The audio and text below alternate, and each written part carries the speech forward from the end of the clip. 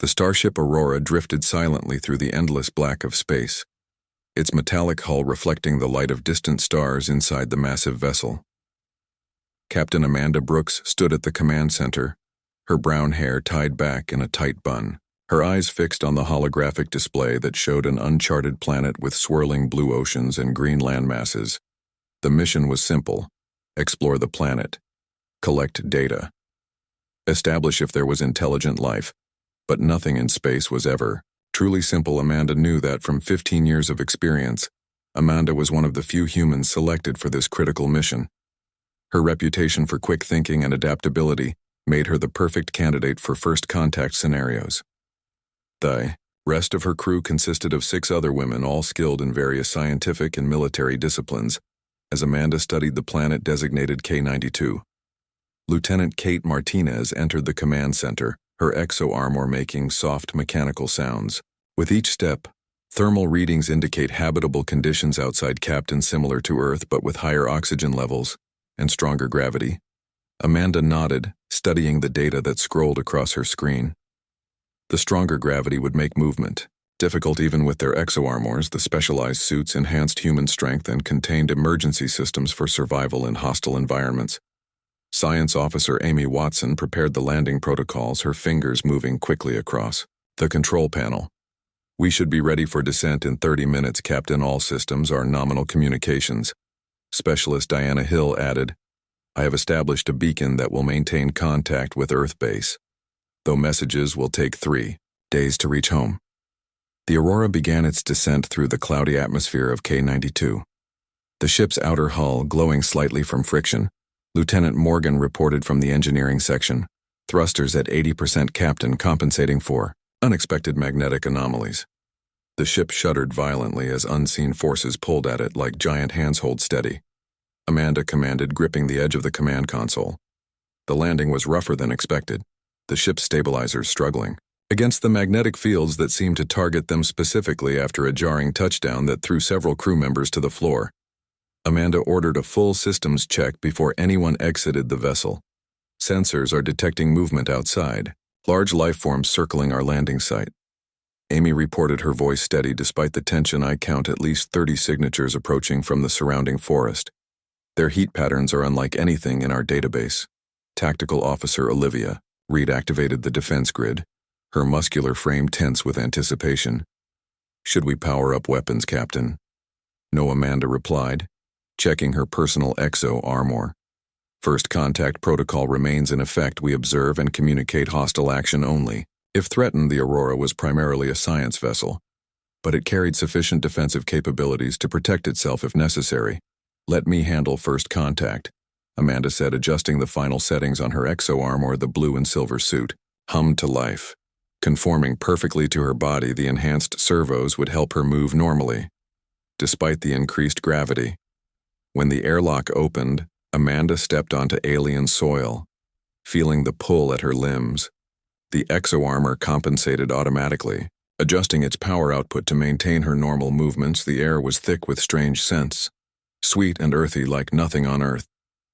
The vegetation around the landing site was mostly purple and blue rather than green.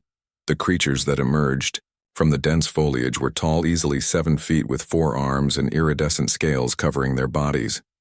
Their eyes, large and multifaceted like those of insects, reflected the sunlight in prismatic patterns. Amanda immediately noticed they were all female, carrying what appeared to be young in specialized pouches on their torsos. The lead alien approached slowly, her movements graceful despite her size. Amanda noticed she wore intricate metal ornaments that seemed to serve as both decoration and technology. Around her neck, a device pulsed with blue light. Humans, we have waited, the alien spoke, the translation device in Amanda's helmet, converting the musical sounds into English words. We are the Thari, guardians of this world, Amanda maintained, her composure despite her surprise at their knowledge of humanity. How do you know who we are? She asked, her hand resting near, but not on her sidearm. The Thari leader made a gesture that might have been amusement. We have observed your transmissions. For many years your species is young but interesting. You travel far from your world. Behind Amanda, Kate emerged from the Aurora, her weapon systems powered down but ready. Diana and Amy followed, maintaining protocol by staying near the ship. The Thari studied them with evident curiosity, especially their exormers, their multifaceted eyes reflecting the metallic surfaces. "We have need of your human adaptability." The Theri leader continued. "Our world faces danger from space invaders called the Morcax. They hunt our young for sport and our resources for fuel. They have destroyed 3 of our colony worlds already." Amanda processed this information carefully, aware that first contact scenarios often involved requests for help. Sometimes genuine, sometimes. Trap's interstellar politics were complex and humans were newcomers to the galactic stage. "We are scientists and explorers, not warriors," she responded. The Thari leader, who introduced herself as Saria, made a sound like wind through crystal. "Our scouts report Morcax ships approaching. They seek our hibernation chambers where our cubs sleep defenseless. Your technology might help us protect them. We have seen how humans fight to protect their young with ferocity that surprises even elder races before." Amanda could respond. Warning alarms blared from the Aurora. Amy rushed back inside, returning moments later. Her face-pale orbital scans show 5 vessels entering atmosphere hostile configuration, matching what the Thari described: weapons, hot, and targeting surface locations. A decision had to be made quickly. Amanda conferred with her crew, weighing options and risks. The Aurora was equipped with defensive capabilities, but engaging alien vessels could violate their exploration directives. However, protection of innocent life was a core human value that transcended regulations. Kate suggested a third option. "We don't fight them directly. We help fortify the hibernation chambers, give the Thari time to evacuate their young. Our exormors were designed to operate in hostile environments. We can buy them time." Amanda considered, then nodded decisively. "We help defend the young. Show me the location of these hibernation chambers," she said. Turning to Saria, the Thari leader bowed her upper body. In what seemed to be gratitude, "My people will remember this. The chambers are in the mountains 20 miles from here. We have transport that can carry you." Within minutes they were speeding across the alien landscape in Thari hover vehicles, the lush vegetation a blur of purple and blue around them. Amanda watched Saria, who piloted their vehicle with her lower set of arms while her upper arms manipulated navigation controls. "Why do the Morcax target your young?" Amanda asked. "They believe consuming the life essence of developing species grants them extended life," Saria replied, her voice translated as sorrowful. "They are ancient and fear death above all things. The cubs in hibernation are particularly valuable to them as their life force is concentrated." The transport crested a hill, revealing a mountain range ahead. Massive stone structures built into the mountainsides were visible even from a distance. "Those are the hibernation chambers," Saria explained. "Thousands of our cubs sleep there, in the sacred time of development." Amanda felt a weight of responsibility settle over her. The mission had changed from exploration to protection, but somehow it felt right. Humanity taking its first steps as defenders in the galactic community. Checked her weapon systems and signaled to her crew. "Prepare for defensive positions. We make our stand at the chambers." The journey to the hibernation chambers took less than an hour across terrain that would have been impossible to traverse without the Theri hover vehicles. As they approached, Amanda saw the true scale of the structure's massive doorways carved into the mountainside with intricate patterns that glowed with soft blue light. Saria led them inside the main chamber where hundreds of Thari were already preparing defenses. The ceiling soared hundreds of feet above them, supported by crystalline columns that hummed with energy. The walls were lined with thousands of transparent pods, each containing a sleeping Thari cub. "These are our future," Saria explained. Gesturing to the pods, "They sleep and develop here for 3 cycles of our moons. Before awakening, the hibernation is necessary for proper growth of their neural networks." Amanda studied the chamber, looking for defensive positions. The structure was beautiful but not designed for warfare. Kate and Olivia were already scanning the entrances, identifying choke points where they could concentrate their forces. "We need to know more about these Morcax," Amanda said, turning to Saria. "What weapons do they use? How do they fight?" "They have energy weapons that burn through most materials," Saria replied. "They wear exoskeletons not unlike your armor but more integrated with their bodies. They attack in waves, seeking to overwhelm defenses." Diana was setting up communication relays around the chamber, connecting their systems to the Thari network. We can use their sensor grid to give us early warning. She reported the crystalline technology is different from ours but compatible. Amy was examining the pods. Her scientific curiosity evident even in this tense situation. These pods maintain perfect conditions for development, she observed. The technology is far beyond ours. The energy requirements must be enormous. Saria nodded. The central power core beneath us has operated for 10,000 years. It powers not just the pods but the defensive shields as well. Though they have weakened over time, that is why the Morcax choose to attack now. Suddenly alarms echoed through the chamber. They, Ari, moving with new urgency to battle positions. Saria received information through her ornate necklace. Device, they have landed 6 vessels approaching from the north and east. They will be here within the hour. Amanda gathered her crew, establishing a plan of action. Kate and Olivia would coordinate defense at the 2 main entrances. Diana would maintain communications and monitor sensor data. Amy would work with the Ari technicians to maximize power to defensive systems, while Medical Officer Lily Wright prepared to treat casualties. The human exormors were charged to maximum capacity, their systems optimized for the coming battle. Amanda checked each crew member personally, ensuring their equipment was functioning correctly. The gravity of K-92 would be both advantage and challenge, making them slower, but their strikes more powerful. Saria approached. Amanda carrying 7 crystalline devices. These will help you track Morcax warriors. They emit unique energy signatures that these sensors can detect. She explained, attaching one to Amanda's armor. The first warning came from the northern entrance. A Thari scout rushing in with news of Morcax advance forces already engaging their outer defenses. Amanda ordered Kate to take position there with half the available Thari warriors while she and Olivia secured the eastern approach. Diana established a tactical display in the center of the chamber showing enemy positions as red dots moving toward them.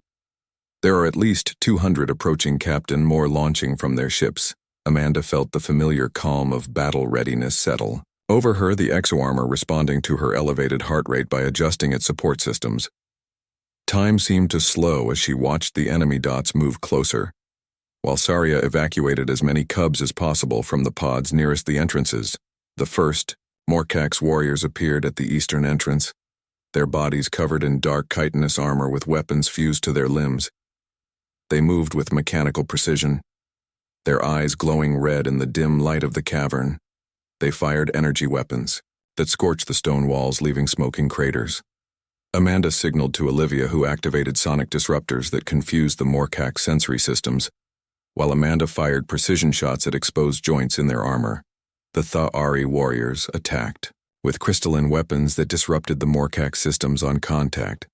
The battle quickly intensified, more Morcax pouring through the entrance, forcing Amanda and her forces to fall back to a narrower section of the corridor, where they could better concentrate their fire. The exoarmors provided excellent protection, but Amanda noticed the power levels dropping faster than expected, the stronger gravity and constant movement draining their energy reserves. Through her communication link, Amanda heard Kate engaging enemies at the northern entrance. Her voice tense but controlled. Heavy resistance, Captain. But we're holding. They seem particularly interested in the central chamber. Saria fought alongside Amanda, her forearms wielding different weapons with deadly precision. The Thari were protecting their young with desperate courage, but the Morcax seemed endless. More replacing those that fell. Amanda noticed a pattern in the Morcax attacks. They were probing defenses, looking for weaknesses. Rather than committing fully to either entrance, she realized they must have another objective. Diana, she called over the comlink scan for other approaches to the central chamber. Diana's voice came back urgent. Captain, sensors detect drilling activity. Below the eastern quadrant, they're creating their own entrance. Amanda made a quick decision, leaving Olivia in command of the eastern defense, while she and Saria raced toward the threatened area. As they arrived, the Ari technicians were already reinforcing the floor with energy barriers. The vibrations of drilling equipment clearly felt through the stone. Suddenly the floor erupted, Morcax warriors bursting through in a shower of rock and crystal. Amanda fired immediately, dropping 3 before they fully emerged, but more followed, climbing into the chamber, their weapons blazing. The close quarters battle was chaotic. Amanda and Saria fighting back-to-back, the human exoarmor and Thari reflexes complementing each other perfectly. The Morcax pressed forward, seeming almost machine-like. In their determination, Saria was hit by an energy blast that scorched her scales, but she continued fighting her determination undiminished. Amanda accessed her suit's enhanced combat protocols, the ExoArmor responding.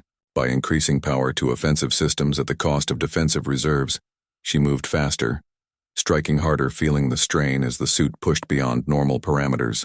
Warning indicators flashed, showing rising temperatures in the servo motor zone. Particularly large Morcax warrior targeted Amanda, directly recognizing her as a leader. Its specialized weapon firing bursts of energy that her shields barely deflected. She rolled aside the ExoArmor's weight, both help and hindrance on the stone floor, coming up behind a crystal column to return fire. The battle continued for what seemed like hours. Amanda losing track of time in the rhythm of combat. More they arrived to reinforce their position, but the Morcax kept coming, their red eyes emotionless, their movements precise and deadly. Through her communications link, Amanda heard reports from Kate and Olivia, both holding their positions, but under heavy pressure. Lily was treating wounded in a makeshift medical area, her supplies dwindling, while Amy worked frantically with Thayari technicians to reroute power to defensive systems. A massive explosion rocked the chamber. Amanda was thrown against a wall, the impact momentarily dazing her. When her vision cleared, she saw that the Morcax had breached the inner defenses and were approaching the central pods where the youngest cubs slept. Saria cried out in dismay, the sound translating as pure anguish through Amanda's helmet. The Thari leader charged forward, all four arms wielding weapons. Amanda followed, ignoring the warning lights in her ExoArmor that indicated overheating in multiple systems. They reached the central chamber just as the first Morcax warriors began examining the pods, their weapons ready to harvest the defenseless cubs. Amanda fired without hesitation, dropping 2 Morcax while Saria engaged a third in close combat. More human and Thari defenders converged on the central chamber, forming a last defensive line before the most critical hibernation pods. Kate arrived, her ExoArmor damaged but functional, while Olivia reported the eastern entrance temporarily secured. The Morcax commander entered the chamber, its armor more elaborate than the others, with glowing red symbols etched across its surface. It pointed at Amanda, chittering something that the translation system rendered as "the small ones will give us many cycles of life, human." "Not while we stand," Amanda replied, her voice steady despite the exhaustion creeping through her limbs.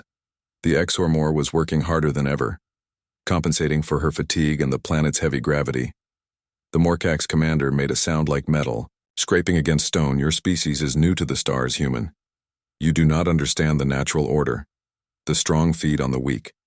It has always been so." Kate moved to Amanda's side, her ExoArmor equally damaged but still operational. "Maybe on your worlds, but not here, not today," she said, her weapons trained on the commander. The Morcax forces regrouped around their leader, forming attack positions, their movements synchronized as if controlled by a single mind. Amanda used the momentary pause to check her ExoArmor's status. Power reserves were at 30%. Thermal regulation systems struggling to maintain optimal temperature, the suit's internal atmosphere growing uncomfortably warm. Saria spoke to the Morcax commander in her own language, the musical sounds harsh and discordant with anger. The translation came through Amanda's helmet. "You have hunted our kind across 3 systems, destroyed our colonies, and slaughtered our scouts today. It ends," the commander responded by firing directly at Saria. The energy blast caught her in the shoulder. Spinning her around, Amanda fired back, her shots impacting the commander's armor, but not penetrating its reinforced plates. The battle resumed with new intensity, Morcax warriors swarming toward the human and Thari defenders. Amanda coordinated with Kate and Olivia, establishing crossfire zones that caught Morcax warriors in multiple lines of fire, while the Thari used their crystalline weapons to disrupt enemy systems. The strategy was effective, but the defenders were outnumbered 3-1. Diana reported from the communication hub. More Morcax ships entering orbit, captain reinforcements on the way. The situation was becoming dire with each passing minute. More hibernation pods were at risk. Amanda made a difficult decision: retreat to the inner sanctum, she ordered over the comlink. "Bring all defenders to the central chamber." Diana, activate protocol. Omega Protocol. Omega was their last resort. Defensive strategy. Concentrating all forces around the most critical assets, in this case the hibernation pods containing the youngest, most vulnerable Thari cubs. The outer chambers would be sacrificed, but the heart of the Thari future might be saved, as defenders fell back to new positions. Morcax warriors pursued them relentlessly. Amanda covered the retreat. Her Exormor's weapon systems pushed to maximum output, the suit's internal temperature rising dangerously. Warnings flashed across her helmet display: thermal regulation. Failure imminent, emergency cooling systems engaged despite the cooling system's activation. Amanda's suit grew hotter by the minute. Sweat poured down her face inside the helmet, making it difficult to see. The exo-armor's movements became less fluid, as overheating affected servo motors and power distribution. In the central chamber, Amy and Thari technicians had reconfigured the power grid, redirecting energy from abandoned sections to reinforce the shields around the inner sanctum. Lily worked, frantically treating wounded, her medical supplies almost depleted. The Thari mothers who could fight formed a ring around the most critical pods, their determination visible in their stance. Many were injured, but none abandoned their positions. The cubs remained in peaceful hibernation, oblivious to the desperate battle raging around them. Amanda felt a sense of admiration for the Thari. Their society centered around protection of their young, rather than expansion or conquest. Humanity could learn from them if they survived to bring this knowledge home. Kate coordinated defensive fire, her tactical training evident in the precise positioning of each defender. Olivia deployed the last of her sonic disruptors, creating zones of disorientation that slowed the Morcax advance. Diana maintained communications while monitoring enemy movements through the chamber sensor network. The Morcax commander led a concentrated attack on the eastern side of the inner sanctum, its specialized weapons burning through defensive barriers with alarming speed. Amanda moved to intercept, knowing the commander was the key. If it fell, the Morcax attack might lose cohesion. The direct confrontation was brutal, the commander firing burst after burst of energy that hammered Amanda's shields while she returned fire, aiming for joints and sensory apparatus. The exo-armor pushed beyond safety limits, its internal temperature now dangerously high, metal components hot enough to burn skin where they contacted her body. Amanda felt her movements slowing as the suit's servos struggled against overheating, while the Morcax commander seemed tireless, its mechanical precision unaffected by the prolonged battle. Kate saw Amanda's predicament and moved to provide support. Together they engaged the commander from different angles, forcing it to divide its attention. A lucky shot from Kate damaged one of the commander's weapon systems, causing an overload that temporarily staggered it. Amanda seized the opportunity, charging forward despite warning alarms screaming in her helmet. Her shoulder impacted the commander with force, multiplied by the exo-armor and the planet's heavy gravity, sending both of them crashing into a crystal column. The impact cracked the commander's armor, revealing vulnerable circuitry beneath. Amanda fired directly into the exposed area, the energy blast causing cascading failures across the Morcax leader's systems. Its red eyes flickered, then dimmed as it collapsed. The victory was momentary as more Morcax warriors pressed forward, seemingly unaffected by their commander's fall. Their programming, continuing the attack without central guidance. Saria joined the defense, bringing Thayari reinforcements armed with new crystalline weapons that seemed more effective against Morcax armor. Amanda fell back, the exo-armor now dangerously hot, internal temperature exceeding human tolerance. Safety protocols triggered emergency venting that released some heat, but not enough. The suit was killing her slowly, even as it kept her fighting. Emmy contacted Amanda through a private channel. Captain, have found something in the Thari power systems. I think we can create an electromagnetic pulse using the crystalline network. It might disable the Morcax systems, but it would require overloading your X-Armor's power core as a catalyst. Amanda understood immediately the implication. She would need to sacrifice her armor, possibly herself, to trigger the pulse. How long do you need to set it up? She asked, her voice hoarse from the heat and exertion. 10 minutes, Amy replied. And we need you at the central power node. Make it 5, Amanda countered. We don't have 10? She signaled to Kate. Taking command here, I'm going with Amy. The lieutenant nodded, understanding without needing explanation. Amanda and Amy moved through the battle toward the central power node at the heart of the hibernation complex. Thari technicians worked frantically to modify connections. As Amy directed them, the scientist had quickly grasped the principles of their crystalline technology, adapting human power systems to interface with alien tech. The exo-armor's internal temperature continued rising As Amanda stood guard, emergency cooling systems completely overwhelmed. Her skin blistered where it contacted the suit's interior, her vision blurring from heat and pain. But she remained standing between the technicians and the approaching Morcax. Diana reported through increasingly static-filled communications. "Morcax breaching northern defenses, Captain. They're overwhelming our positions." Amy worked faster, her fingers flying over connections as she integrated Amanda's power core into the theory systems.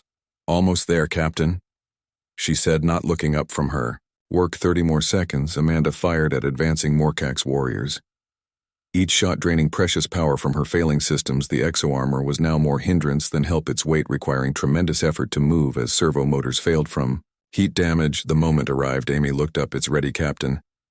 But you need to initialize the pulse manually from your armor.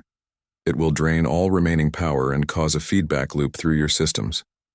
Amanda nodded, understanding the unspoken consequence. The feedback would likely destroy her armor with her inside it. She accessed the emergency overload function as Amy stepped back, joining the Thari technicians behind a crystalline barrier. With a final effort, Amanda activated the pulse sequence, her exo-armor's power core surging beyond safety limits, feeding energy into the Thari crystal network. The last thing she saw before darkness claimed her was a wave of blue-white energy spreading outward from her position. Amanda awoke to soft blue light and the musical sounds of Thari speech. Her body felt weightless, free from the crushing gravity of the planet and the suffocating heat of her failed exo-armor. For a moment, she wondered if she had died. "Captain Can, you hear me?" Lily's voice came from nearby, a familiar human voice among alien sounds. Amanda turned her head, seeing the medical officer leaning over her scanner in hand. The movement sent pain racing across her skin where burns from the overheated armor had left their mark. "You gave us quite a scare." Lily continued adjusting something in an IV line connected to Amanda's arm. 3 days unconscious with severe burns and heat exhaustion. The Thari healers worked alongside me. Their treatments are remarkably effective. Amanda tried to speak, her throat dry and painful water. She managed to whisper. Lily helped her drink the cool liquid, soothing her parched mouth. The others, Amanda asked once she could speak. "All alive," Lily assured her, though. "Kate and Olivia have injuries. They're recovering down the hall. Diana and Amy escaped with minor wounds. They're helping the Thari restore systems." "What about the Morcax?" Amanda asked, remembering the desperate gamble with the electromagnetic pulse. "Defeated," Lily said with evident satisfaction. "Your pulse disabled their systems completely. The survivors retreated to their ships and fled the system. The Thari defense fleet arrived shortly after and are ensuring they don't return." Amanda closed her eyes, relief washing over her. The mission had transformed from simple exploration to desperate battle. But they had succeeded. Humanity had proven itself worthy allies in their first major interstellar crisis. Over the next few days, Amanda regained her strength enough to receive visitors. Kate and Olivia came first, both walking slowly with evident pain, but their spirits high. They described how the pulse had swept through the hibernation chambers, instantly disabling every Morcax warrior. "The effect was incredible," Kate explained. "They just froze in place like statues, their systems completely fried. The Thari were untouched, their crystalline technology somehow immune to the electromagnetic effects." I visited next, her excitement barely contained, as she described the technological exchange that had begun with the Thari. "The crystalline power systems are decades beyond our understanding, Captain, but they're sharing everything. Their engineers are working with me to adapt it for human use." Diana brought news from Earth. Communication had been established through Thari relay systems, reducing the 3-day delay to mere hours. "Command is ecstatic," she reported. "They're calling this the most successful first contact in human history." The diplomatic corps is already preparing a formal alliance proposal. On the 7th day, Amanda was strong enough to leave the medical chamber. Saria herself came to escort her. The Thari leader showed no signs of the injuries she'd sustained in battle. The aliens' regenerative abilities far surpassing human recovery rates. "Our council wishes to thank you personally," Saria explained as they walked through corridors lined with hibernation pods, all undamaged, all containing sleeping cubs, safe and peaceful. "What you did, Captain Brooks, has never been done before in our long history. No outsider has ever sacrificed so much to protect the Thari young." They entered a vast circular chamber where hundreds of Thayari stood in concentric rings around a central platform. Saria led Amanda to this platform where 7 elderly Thayari waited. Their scales faded to pale blue with age. These are the mothers of mothers. Saria explained, the oldest and wisest of our kind. The eldest Thayari approached Amanda. Her movements slow, but graceful. She wore elaborate crystalline ornaments that hummed with power when she spoke. Her voice was translated as deep and melodious. Human Captain, your actions have proven that new species can bring new hope to the stars. The Morcax have hunted us for 10,000 years, believing that only the ancient races deserve to live, while the young must serve as their sustenance. Amanda listened respectfully, aware that she was witnessing a historic moment for both species. We had grown resigned. The elder continued, expecting only to delay our extinction. But your arrival, your willingness to risk everything for cubs not of your blood, has shown us another path forward: alliance instead of isolation, strength in diversity rather than strength. In age, the elder raised all 4 of her arms in a formal gesture, the other council members joining her in unison. We offer humanity the hand of friendship, she declared, not as supplicants or patrons but as equals. Both our species, young and different, ways both with much to learn and much to teach. Amanda felt the weight of responsibility on her shoulders. She was merely a starship captain, not a diplomat. Yet in this moment, she represented all of humanity. What she said next would echo through human history, perhaps for centuries. Humanity accepts your friendship. She said simply, we came to the stars seeking knowledge, but we have found something more precious. Understanding across the gulf of evolution and time, different in form but alike. In our deepest values, the protection of the innocent and the hope for a better future. The Thayari Council members touched their foreheads in what Saria had explained was their most solemn sign of respect. The assembled Thayari making musical sounds that the translation system rendered as approval and celebration. In the days that followed, Amanda and her crew prepared the Aurora for the journey home. The ship repaired and enhanced by Thayari engineers.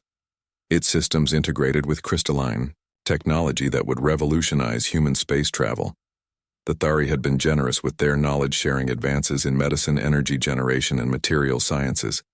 Saria oversaw the installation of a permanent communication relay that would maintain contact between Earth and K92, now officially named Tharia, in human star charts, the foundation of what would become a thriving trade and cultural exchange. On the final day before departure, the Thayari held a ceremony, presenting Amanda and each crew member with crystalline tokens that served as both symbolic gifts and practical technology. Saria explained their significance. These will help you create better armor that will not overheat even in the most desperate battles. They will also allow us to communicate directly with you across the star. Samanda accepted the gift, the crystal warm against her palm, still healing from the burns of her sacrificed Exormore. She felt a connection to it, an almost imperceptible resonance, as if it responded to her thoughts. There is one more thing, Saria said, leading Amanda to a special chamber where a single hibernation pod stood isolated from the others. This cub lost her mother to the Morcax attack. She is what you might call an orphan. Our council has decided that she should go to Earth as our ambassador when she awakens to grow among humans and learn your ways. She will be the first of many exchanges, strengthening the bonds between our people. Samanda looked at the sleeping cub, her features peaceful and innocent. Despite the violence that had claimed her mother, the idea of a Thayari child growing up on Earth learning human customs while teaching humans about her own culture was powerful. A living bridge between species. It would be an honor, Amanda said. We will ensure she is cared for and respected. As the Aurora lifted off from the area, Amanda stood at the command center watching the planet grow smaller below. Thousands of Thayari had gathered to witness their departure. Strange, beautiful allies in a universe that had suddenly become both more dangerous and more hopeful. Kate joined her at the view screen, their injuries healing, but the memory of battle still fresh in both their minds. Do you think they'll come after us next? The lieutenant asked. Meaning the Morcax? Amanda considered the question thoughtfully. They might, she acknowledged. They've been the apex predators of this sector for millennia. They won't surrender that position easily, but they've never faced humans and Thayari working together. We surprised them this time. We can do it again. The Aurora accelerated toward the jump point that would begin their journey home. Its systems humming with new efficiency, thanks to Thari crystalline technology. The ship carried not just a crew of explorers but the seeds of an alliance that would reshape humanity's place in the galaxy. 6 months after returning to Earth, Amanda stood before the United Earth Council in New Geneva, her dress uniform adorned with the crystalline token from the Thari. She had been summoned to discuss the rapidly evolving alliance between humanity and their new alien friends. Admiral Chen nodded to Amanda as she entered the circular chamber, where representatives from every nation on Earth waited. The diplomatic team from Thayaria was already present. 4 female Thayari, including Saria, who had traveled to Earth as official ambassadors, their tall forms and iridescent scales drawing curious but respectful glances from the human delegates. Captain Brooks, the Admiral began formally. Your mission to K-92 has transformed humanity's position in interstellar affairs. The technology shared by the Thayari has advanced our capabilities by decades, perhaps centuries. In some fields, the Council wishes to hear your assessment of this alliance and its implications. Amanda stepped forward, aware that her words would help shape humanity's path among the stars. The Thari are not just technologically advanced but culturally rich, she began. They value protection of the young above all else, making them natural allies to humanity, which shares similar values. Their society is built around concepts of nurturing and growth rather than conquest or domination. She activated a holographic display showing the modifications made to human exoarmors using Thari crystal technology. The new designs eliminated the overheating problems that had nearly killed her during the battle, the armor now adjusting instantly to environmental conditions, while requiring half the power. The exchange has been mutual. Amanda continued. Human adaptability and innovative thinking have already helped the Thari improve their defensive systems against future Morcax attacks. Our scientists are working together to develop new technologies that combine the best aspects of both approaches. A council member from the African Union leaned forward. Can we trust them completely, Captain? Many would argue that no species would share such valuable technology without hidden motives. Amanda met the woman's gaze directly. The Thari could have developed these technologies without us but chose to share them instead. She replied, they recognize that diversity of thought creates stronger solutions than isolation.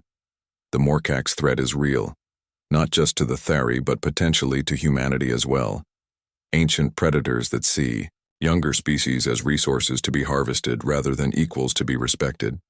Saria stepped forward at Amanda's gesture, the Thari ambassador towering over the humans around her. We have existed for 50,000 of your years, she said, her translated voice flowing through the chamber's speakers. In that time we have watched many species rise and fall, some through natural disaster, some through self-destruction, some through predation. By older races like the Morcax, we chose isolation, believing it's safer. But Captain Brooks and her crew showed us another path when they risked everything to save our cubs. The Council listened attentively as Saria explained the broader galactic political situation. The Morcax were not the only ancient species that viewed younger civilizations as resources or threats. The galaxy contained powers that had existed for millions of years, some benevolent, some neutral, some hostile. Like the Morcax, humanity, as young Saria concluded. But your species possesses something rare: adaptability and sacrifice for principles that transcend self-interest. These qualities, combined with our experience and technology, create possibilities neither of us could achieve alone. After the formal council session, Amanda met privately with Admiral Chen and the diplomatic team. The Admiral had additional questions that were too sensitive for the public meeting. There are rumors, Captain, that the Thayari have enhanced your neural capacity. Is this true? Amanda nodded. The crystalline token at her throat warm against her skin. It allows for direct communication with Thari technology. She explained a form of limited interface. Nothing invasive or controlling, simply a more efficient connection. The medical team has fully examined it and found no harmful effects. And the orphaned cub, the Admiral asked, how is she adapting to Earth? The young Thayari, named Luna by her human caregivers, was thriving in a special facility designed to accommodate her physiological needs while introducing her to human culture. She had awakened from hibernation 2 months after arriving on Earth and showed remarkable aptitude for learning human languages and customs. She asks about you often. Admiral Chen said with a small smile, "You made quite an impression on her." She seems to consider you a surrogate parent. Amanda felt a surge of emotion at this news. She had visited Luna whenever her duties allowed, finding the young alien's curiosity and resilience deeply moving. Despite the trauma of losing her biological mother, Luna approached her new life with enthusiasm. Back at the Earth Space Command Center, Amanda reviewed reports from the Joint Human Theory Defense Initiative, established to monitor Morcax activity and develop countermeasures. The ancient predators had withdrawn from Thari space after their defeat, but intelligence suggested they were regrouping, possibly planning a more substantial attack. Kate, now promoted to commander, joined Amanda reviewing tactical simulations. "We've identified 23 systems that could be potential targets." She reported the Morcax seemed to prefer worlds with established colonies rather than frontier outposts. The prediction algorithms Amy had developed using Thayari historical data suggested the Morcax operated on cycles, attacking when they believed their targets were vulnerable, then retreating to digest their harvests. The defeat at the hibernation chambers had disrupted this pattern, creating uncertainty about their next move. Amanda studied the star map projected above the table. Humanity had established colonies on 15 worlds with outposts on 30 more. The Thayari controlled 7 systems with colonies and had abandoned 3 others after Morcax attacks. The combined territory created a buffer zone that would be difficult to penetrate if properly defended. The new generation of ships incorporating Thari crystalline technology were faster, more energy efficient, and capable of detecting Morcax vessels. At much greater distances, the defensive alliance had already attracted interest from 3 other species who had suffered Morcax predation in the past. Perhaps the most significant development was the joint research facility on Luna, Earth's moon, where human and Thari scientists worked side by side developing technologies that would benefit both species. The crystalline power systems were being adapted for use in Earth cities, potentially solving energy problems that had plagued humanity. For centuries, Diana, now serving as communications director for the Alliance, had established cultural exchange programs that brought Thari artists and philosophers to Earth, while sending human counterparts to Theria. The resulting creative explosion had produced new forms of music, art, and literature that combined elements from both worlds. 6 years to the day after the battle at the hibernation chambers, Amanda stood on the bridge of the USS Alliance, the first ship built with fully integrated human Thari technology, its mission to establish contact with potential new allies against the Morcax threat. The crew was mixed human and Thari, working together with efficiency, born of mutual respect and shared purpose. Beside Amanda stood a young Thari female, nearly adult height, now her scales shimmering with health and vigor. Luna had insisted on joining the mission as cultural liaison, her unique perspective as a Thari raised among humans making her invaluable in diplomatic situations. "Captain Brooks," the ship's eye announced, approaching the Ronari system sensors. "Detect multiple settlements on the 3rd planet." Amanda nodded, her crystalline token interfacing with the ship systems to provide enhanced data. The Ronari were reported to be technically advanced but isolationist, having suffered Morcax attacks in their past. Perhaps they too would see the value in alliance. As the ship entered orbit, Amanda reflected on the journey that had brought her here. What had begun as a simple exploration mission had transformed not just her life, but the future of humanity among the stars. The scars from her burned armor remained faint lines across her skin, reminders of the price of that transformation. "Prepare first contact protocols," she ordered, thinking of the sleeping cubs she had protected years ago. They were adolescents now, growing up in a galaxy where humans and Thari stood together against ancient predators, where different species could find common ground and shared values. The legacy of that desperate battle in the hibernation chambers continued to unfold across the stars, a new path forward based not on predation or fear, but on cooperation and mutual respect. The human exoarmor had overheated, but the cubs had slept safely, the sacrifice worth every moment of pain and danger. The first images of Ronari settlements appeared on screen. Amanda exchanged glances with Luna, both of them understanding without words the importance of the moment. Another Potential ally, another step toward a galaxy where young species could thrive together. The future stretching before them like the star-filled void, limitless and bright with possibility.